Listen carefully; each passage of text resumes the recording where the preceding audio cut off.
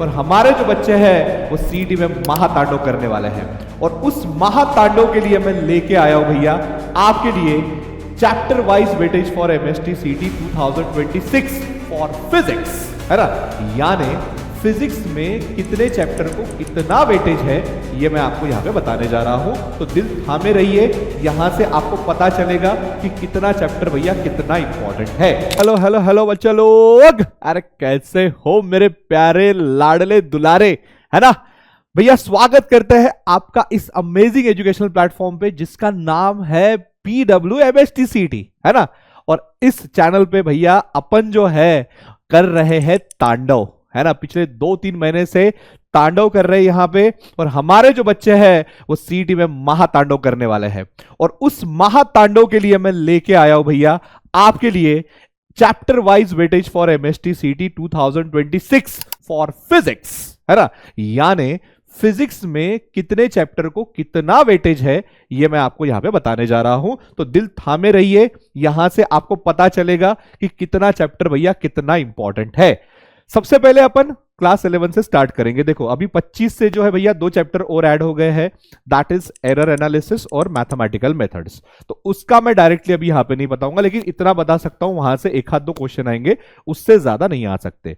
बात करते हैं मोशन इन प्लेन की, 1 से 2। देखो वेरिएबल होता है, फिक्स नहीं होता है, कभी 1 आएगा कभी 2 आएगा, कभी 2-3 चैप्टर मिला के आएगा, है ना।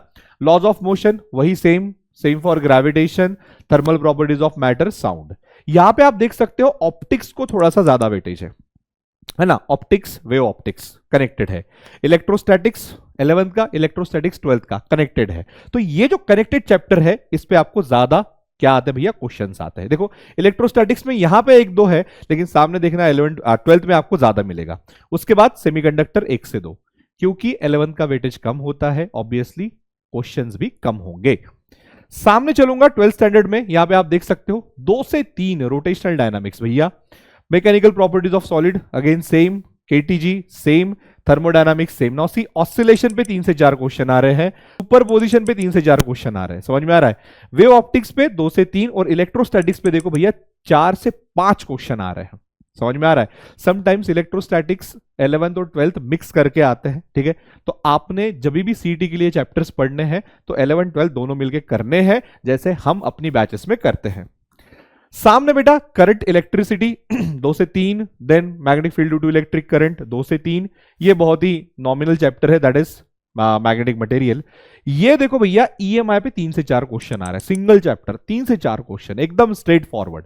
बाकी बचे हुए चैप्टर 2 से 3 क्वेश्चंस आपको मिल जाते हैं।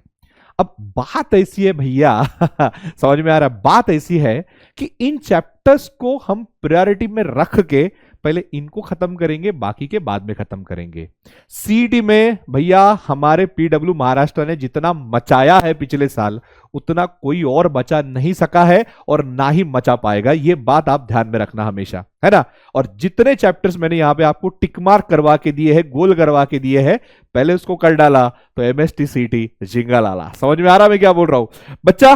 दैट्स ऑल फॉर टुडे, ज्यादा टाइम लूंगा नहीं, जल्दी ही मिलूंगा आपको फिजिक्स के साथ एक नया दौर शुरू करने के लिए। और तब तक के लिए thank you so much, take care and bye bye.